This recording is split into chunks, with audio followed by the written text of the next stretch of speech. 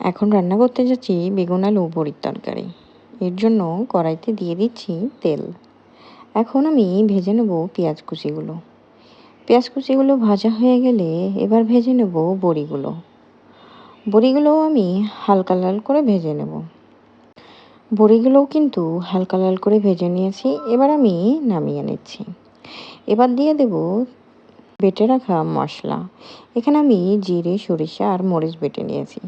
এবার আমি সামান্য পানি দিয়ে মশলাটা কষিয়ে দিয়ে দিচ্ছি হলুদ আর লবণ। ভালো করে নেড়ে চেড়ে এখন দিয়ে দেব বড়িগুলো। বড়িগুলো আমি ভালোভাবে কষিয়ে নেব। বড়িগুলো আমি নেড়ে চেড়ে ভালো করে কষিয়ে নেওয়ার পর দিয়ে দিচ্ছি আলুগুলো। আর এখন কিছুক্ষণ ঢাকনা দিয়ে ঢেকে রেখে দেব। তারপর দিয়ে দেব বেগুনগুলো।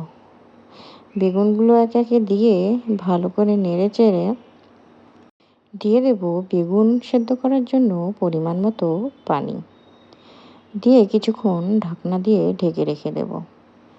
এই যে বেগুন আলু বড়ির তরকারি কিন্তু ফুটে গেছে। এবার আমি দিয়ে দিচ্ছি ভেজে রাখা পেঁয়াজ বাটা।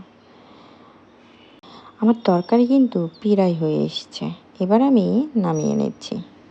ভিডিওটি যদি ভালো লেগে থাকে তাহলে অবশ্যই লাইক, কমেন্ট, শেয়ার করতে ভুলবেন না। আর আমার পেজে নতুন হয়ে থাকলে পেজটা অবশ্যই ফলো দিয়ে পাশে থাকবেন। আল্লাহ হাফেজ।